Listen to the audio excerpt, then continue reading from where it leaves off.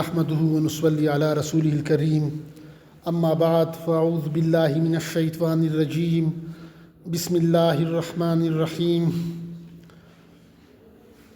الف لام را كتاب أحكمت آياته ثم فصلت من لدن حكيم خبير.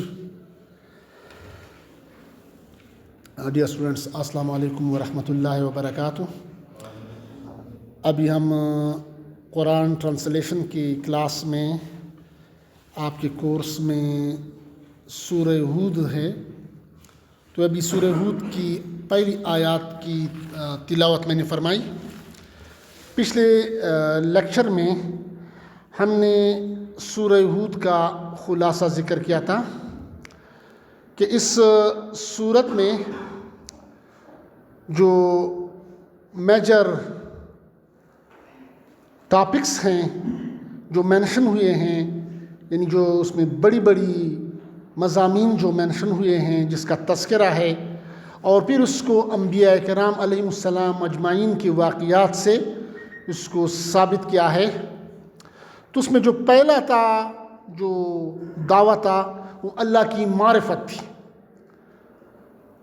اللہ کے سوا کسی کی بندگی نہ کرنا، کسی کی بندگی نہ کرو، اللہ تعبدو الا اللہ. یہ آیت نمبر 2 میں جو یہ دعویٰ ذکر ہے، یہ مضمون ذکر ہے. اللہ تعبدو عبادت نہ کریں، بندگی نہ کریں سوائے الا اللہ، سوائے اللہ کی، یعنی اللہ کے سوا کسی کی بندگی نہ کریں، اللہ کے سوا کسی کو الہ نہ مانیں، اللہ کے سوا کسی کو حاجت روا مشکل کشا نہ مانیں، اللہ کے سوا کسی کو عزت دینے والا نہ مانے، اللہ کے سوا کسی کو ذلت دینے والا نہ مانے، اللہ کے سوا کسی کو برکت دہندہ نہ مانے، اللہ کے سوا کسی کو زندگی دینے والا نہ مانے، اللہ کے سوا کسی کو موت دینے والا نہ مانے.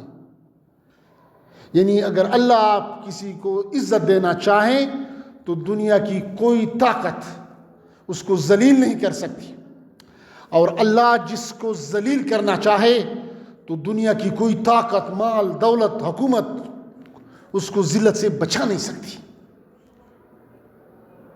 تو اللہ کی بندگی ماننا، اللہ کے قانون کو ماننا، اللہ کے اوامر و نواہی کو ماننا. اوامر یعنی ڈوز، نواہی ڈونٹس. یہ کرو تو اس کے مطابق کرو. اقیم الصلاۃ، نماز قائم کرو. تفصیل اس کی سنت میں دی گئی کیسے قائم کریں. اس طرح عقیدہ ہے تو اس کی تفصیل قرآن میں دی گئی ہے،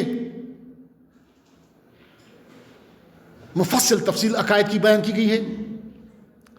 تو عقائد اور احکام کو جس طرح بتائے گئے اسی کے مطابق ماننا، یہ کیا اللہ کی بندگی ہے. تو یہاں پر تفصیلاً ہم نے یہ خلاصہ پچھلے درس میں ذکر کیا تھا کہ اس کو ثابت کرنے کے لیے 4 انبیاء کرام علیہ السلام کے واقعات ذکر ہے. اس کی اس طرح پھر اگلا دعویٰ تھا کہ اس سورت کا دوسرا دعویٰ تھا کہ عالم الغیب صرف ایک اللہ ہے، غیب کا جاننے والا صرف ایک اللہ ہے. انبیاء کرام عالم الغیب نہیں ہیں، یعنی 2 پیغمبروں کا ذکر کیا گیا کہ وہ عالم الغیب نہیں تھے، اس کو غیب کا علم نہیں تھا. اس کو تب پتہ چلتا کہ وحی جب آتی، یعنی جبرائیل امین وحی لے کر آتے، تب اس کو پتہ چلتا کہ ہاں یہ اللہ یہ فرما رہا ہے، یا کل اس طرح ہوگا یا پرسوں اس طرح ہوگا. پہلے سے اس کو پتہ نہیں تھا کہ یہ ہوگا فلاں ہوگا. پھر 2 واقعات اس کا ذکر کیا گیا، 2 انبیاء کا. آج کی ٹرانسلیشن میں یہ پہلی آیت کا ہم ترجمہ پڑھتے ہیں اور اس کی تفصیل کی طرف جاتے ہیں. تو پہلا جو ہے مقطعات ہیں، الف لام را. یہ متقیات اس کو کہتے ہیں مقطعات، یعنی جس کے معنی صرف اللہ کو معلوم ہے. جس طرح مختلف صورتوں میں، بعض صورتوں میں مقطعات دیے گئے ہیں. پہلے جو سورہ بقرہ میں الف لام میم دی ہے، تو اس طرح مختلف قرآن میں مقطعات ذکر کی گئی. تو اس کے معنی اللہ کو معلوم ہے، بس اسی طرح پڑھیں گے الف لام را. کتاب احکمت. اب اگلا ہے کتاب.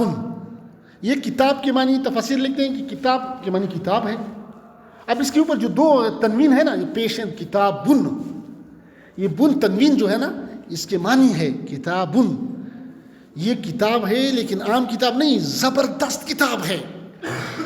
کتاب یعنی جو پیش اور اس کو تنوین کہتے ہیں، کتاب کے اوپر جو پیش لگا ہے نا کتابن، تو یہ بہت زبردست کتاب ہے، بہت کامل کتاب ہے، بہت فائدہ مند کتاب ہے، زبردست کتاب ہے. کتابن احکمت آیاتہ، اب اگلی احکمت آیاتہ، احکمت محکم،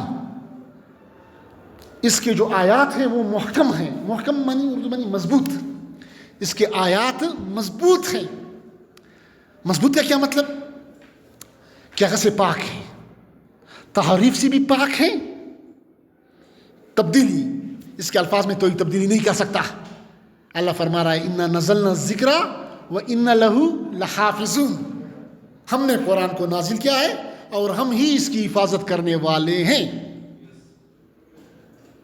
باقی آسمانی کتاب کی ذمہ داری اللہ نے نہیں لی تھی، صرف قرآن کی ذمہ داری لی ہے.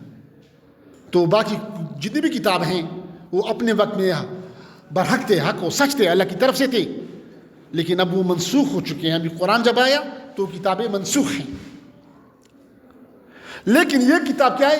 یہ اس کی جو آیات ہیں یہ منسوخ نہیں ہوں گی. تو مطلب منسوخ سے تنسیخ سے بھی پاک. یعنی باقی کتابیں تورات، انجیل، زبور، اس میں لکھا تھا ہر کے بعد میں نبی آئے گا، بعد میں کتاب آئے گی، لیکن یہ کتاب تا قیامت تک انسانوں کے لیے رہنمائی، ہدی للناس، ہدایت کا ذریعہ تمام انسانوں کے لیے. لیکن اس سے فائدہ وہ لوگ لیں گے جس کے دل میں انابت ہو، وہ لوگ فائدہ لیں گے. ہدایت سب کے لیے ہے. فار ایگزامپل ایک لائٹ ہے، سورج کی روشنی ہے، لائٹ ہے، تمام کے لیے ہے، لیکن فائدہ صرف وہ لوگ لیتے ہیں جو اس سے کچھ مطلب کوئی سولر پینل لگا لیتے ہیں، اس سے فائدہ لے لیتے ہیں، کوئی اس کی روشنی میں کوئی کام کر لیتے ہیں. تو اس طرح قرآن جو ہے نا وہ ہدایت ہے، وہ نور ہے، لیکن اس سے فائدہ لینے والے وہ ہوں گے جس پہ ایمان رکھیں گے، جس کے دل میں انابت ہوگی. تو اس کے معنی جو احکمت آیاتہ، اس کے جو آیات ہیں وہ محکم ہیں، وہ مضبوط ہیں.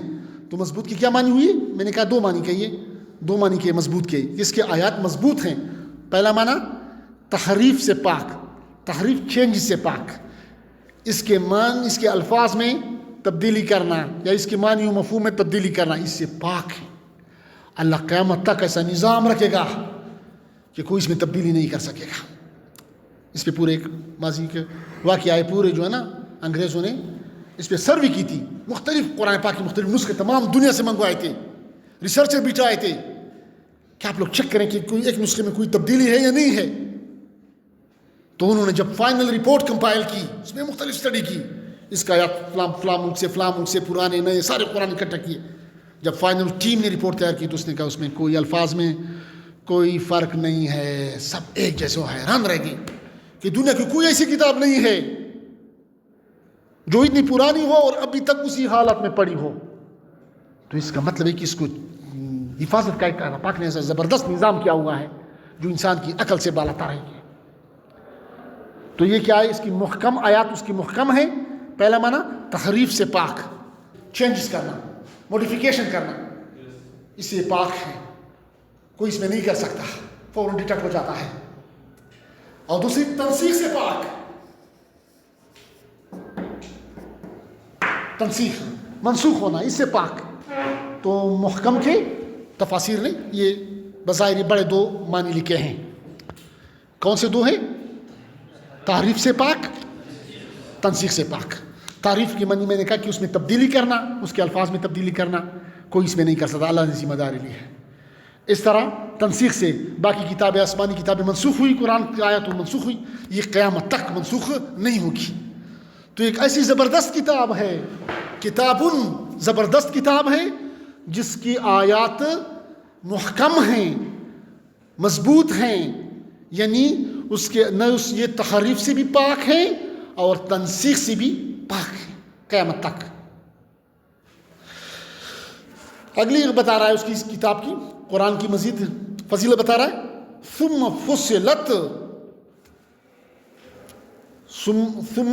فصلت من من لدن حکیم خبیر.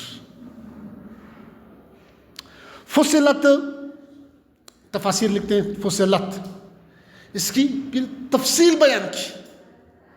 فصلت تفصیل بیان کی. من لدن کی طرف سے، لدن کی طرف سے، حکیم خبیر اس ذات کی طرف سے، اس اللہ کی طرف سے جس کی صفت کیا ہے؟ حکیم ہے اور خبیر ہے. حکمتوں والا ہے اور خبیر ہے، خبردار ہے، خبر رکھنے والا ہے، ہر چیز سے باخبر ہے. اللہ پاک فرماتے ہیں دوسری جگہ پہ علیم بذات الصدور. اللہ تو وہ ذات ہے، اللہ تو وہ بھی جانتا ہے جو آپ کے سینوں کے اندر ہے، یعنی جو آپ کے ذہن میں جو چل رہا ہے اس سے بھی اللہ باخبر ہے. ایسا خبیر ذات ہے. یعنی انسان کہتے ہیں مجھے پتہ ہے، آپ کو کتنا پتہ ہوگا؟ آپ کہتے ہیں یہ پتہ ہے، فلاں ہے، میں نے موبائل چیک کیا، میں نے فلاں ڈیٹا چیک کیا، فلاں، اس طرح آپ کو یہ پتہ ہے. جو آپ کے سینوں میں ہے، جو آپ کے دلوں میں ہے، جو دل و دماغ میں جو آپ کی باتیں چل رہی ہے، اللہ تو اس سے بھی باخبر ہے. یعنی وہ بات جو آپ نے ابھی زبان پہ لائی ہی نہیں ہے، وہ بات جو آپ کے کانوں نے بھی ابھی تک اپنے کانوں نے بھی ابھی تک نہیں سنی ہے، اللہ تو اسی بھی باخبر ہے. تو یہ اس ذات کی طرف سے یہ کتاب ہے کہ ایک ایسی زبردست کتاب ہے جس کے آیات محکم ہیں، تحریف سے پاک اور تنسیخ سے پاک. باقی آسمانی کتابیں منسوخ ہوئی قرآن کی وجہ سے، یہ قرآن منسوخ نہیں ہوگا. ثم فصلت، پھر اس کی تفصیل بیان کی گئی، وضاحت بیان کی گئی. یعنی ایک آیت میں کوئی بیان کی گئی، اب اسی کی آیت کی تفصیل دوسری جگہ پہ اس کی تفصیل ایکسپلین کیا گیا. اللہ نے ایکسپلین کرایا تاکہ آپ سمجھ سکیں. مختلف دعوے کو ایک دعویٰ کیا گیا، اب اس دعوے کو ایکسپلین کیا گیا، اس کی وضاحت دی گئی عقلی اور نقلی دلائل کے ساتھ. کہ عقلی دلائل وہ دلائل جس کی آپ کا ذہن اس کو سمجھ سکے. کہ فرض آپ دیکھتے ہیں سورج کون نکالتا ہے، آپ کو کس نے پیدا کیا، آپ کس طرح بڑا کیا، آپ کی تخلیق کیا ہے، آپ کا انتہا کیا ہے، ابتدا کیا ہے، آپ کی انتہا کیا ہے، مرنا ہے، مرنے کے بعد آپ کو کہاں جانا ہے، دوسرے عالم برزخ میں جانا ہے. تو یہ جو ہے نا، یہ آپ کو تفصیلاً بتا رہا ہے قرآن. اب یاد رکھیں بیٹا، دنیا کی کوئی کتاب ایسا نہیں ہے جو دعویٰ کرے کہ کتاب تنسیخ سے پاک ہے. کوئی کتاب، ابھی سافٹ ویئر انجینئرنگ کا لیکچر ابھی اس سے پہلے ہم نے لے لیا. اس کے بکس آپ کو دیے گئے ہیں، اس کا فلاں بکس ہے، یہ بک ہے سافٹ ویئر انجینئرنگ کی کون سی ایڈیشن ہے، یہ اس کی 9th ایڈیشن ہے، 9th ایڈیشن ہے. اب یہ فلاں بک ہے، سافٹ ویئر انجینئرنگ کی فلاں بک ہے، آپ کے ساتھ میں نے شیئر کی ہے، اس کی کیا ہے 10th ایڈیشن ہے. تو اس کا کیا مطلب ہے 9th ایڈیشن اور 10th ایڈیشن؟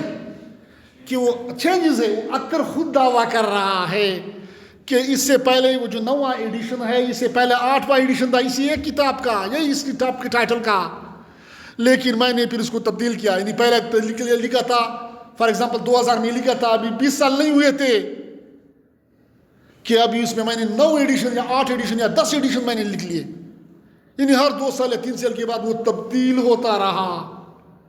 یعنی آپ کے بیٹا جو ہاتھ میں جو کتاب ہے سافٹ ویئر انجینئرنگ کی جو بک ہے 9th ایڈیشن، ابھی آپ چیک کریں، گوگل پہ سرچ کریں، شاید اس کی آپ بک کہیں پہ وہ لائبریری میں موجود ہو بیٹا، آن لائن لائبریری پہ، اس کا 1st ایڈیشن آپ چیک کر لیں، اسی ٹائٹل کا، اسی اطر کا یہی کتاب آپ 1st ایڈیشن آپ چیک کر لیں.